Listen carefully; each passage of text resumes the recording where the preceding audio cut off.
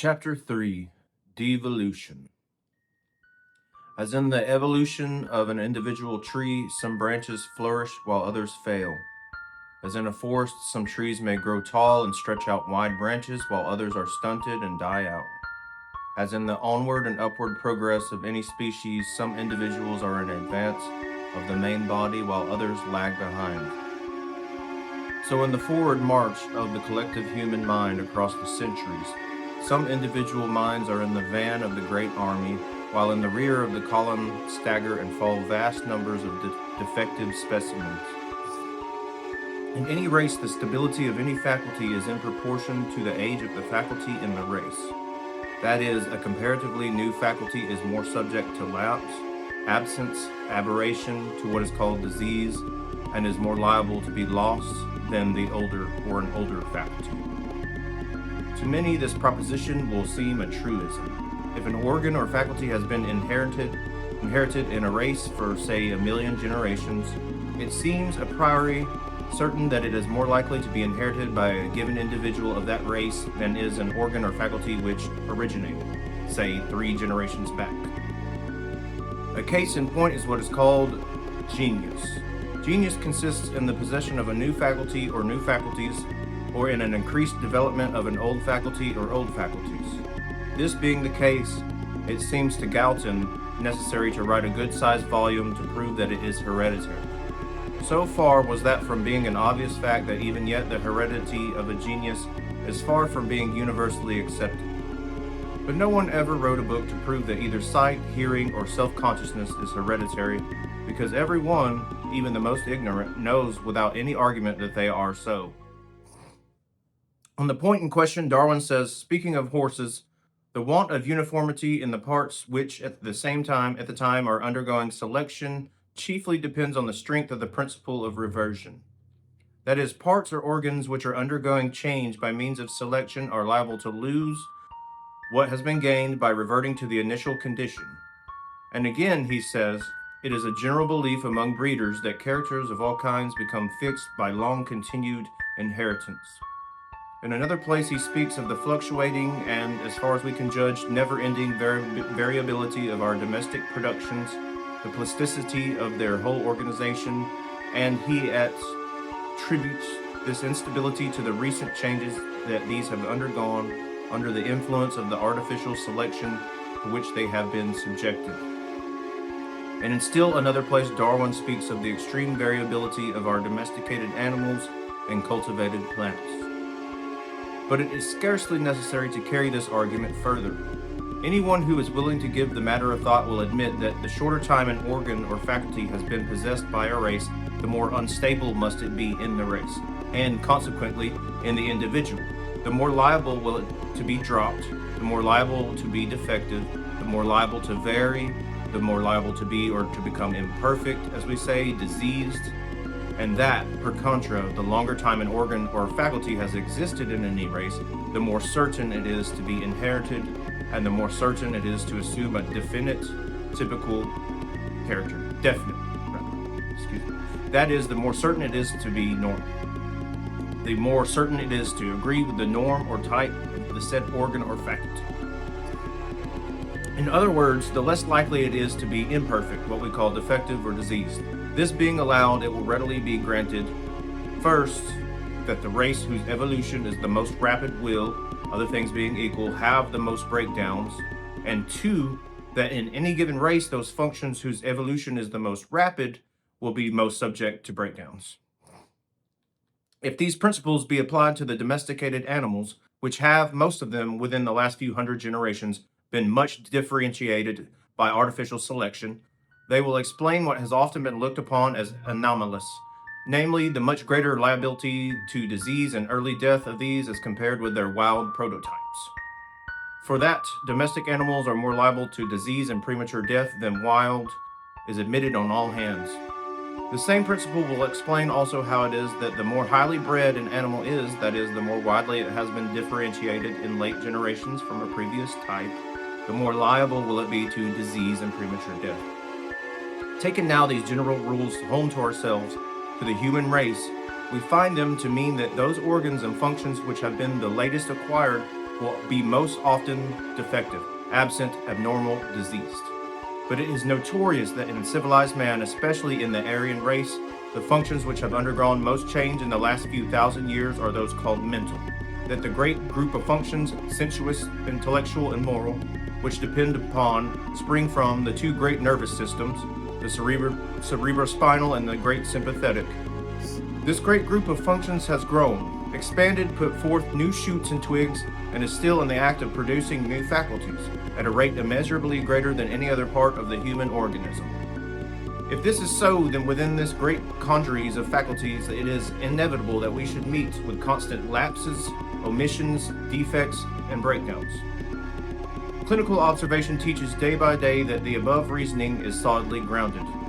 It presents lapses of all degrees and in unlimited varieties, lapses in sense function such as color blindness and music deafness, lapses in the moral nature of the whole or a part, in the intellect of one or several faculties, or lapses more or less complete of the whole intellect, as in imbecility and idiocy.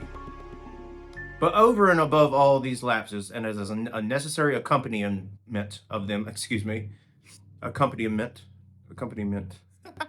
of them, we have the inevitable breaking down of function once established in the individual, which we call insanity, as distinguished from the various forms and degrees of idiocy. For it is easy to see that if a function or faculty belonging to any given species is liable for any general cause to be dropped in a certain proportion of the individuals of that species, it must also be liable to become diseased, that is, to break down, in cases where it is not dropped. For if the faculty in question is by no means always developed in the individual, if it quite frequently fails to appear, that must mean that in many other cases in which it does appear, it will not be fully and solidly formed, at least not yet. We cannot imagine a jump from the total non-appearance of a given function in certain members of a species to the absolute perfection and solidity of the same function in the rest of its members. We know that species do not grow that way. We know that in a race in which we have some men 7 feet high and others only 4 feet, that we shall find, if we look, men of all statures between these extremes.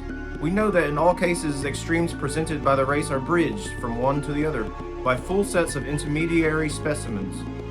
One man can lift 1,000 pounds, another can lift only 100, but between these are men the limit of whose strength fills up the whole gap between the 100 and the 1,000 pounds. One man dies of old age at 40 years, another at 130 years, and every year and month between 40 years and 130 years is the limit of some man's possible life. The same law that holds for the limit of faculties holds also for the solidity and permanence of faculties. We know that in some men the intellectual functions are so unstable that as soon as they are established they crumble down, crushed, as it were, by their own weight, like a badly built house, the walls of which are not strong enough yet to sustain the roof. Such are extreme cases of so-called developmental insanity, cases in which the mind falls into ruins as soon as it comes into existence or even before it is fully formed, cases of insanity of puberty and adolescence, in which nature is barely able to form or half form a normal mind and totally unable to sustain it, the mind consequently running down at once back into chaos. The hopelessness of this class of cases as regards recovery is well understood by all alienists, and it is not difficult to see why such insanity should and must be practically incurable, since their very existence denotes the absence of the elements necessary to form and maintain a normal human mind in the subjects in question. In the realm of insanity, properly so called, that is, excluding the idiocies, these cases occupy the extreme position at one end of the scale, while those persons who only become maniacal or melancholic under the most powerful exciting causes, such as childbirth and old age, occupy the other end.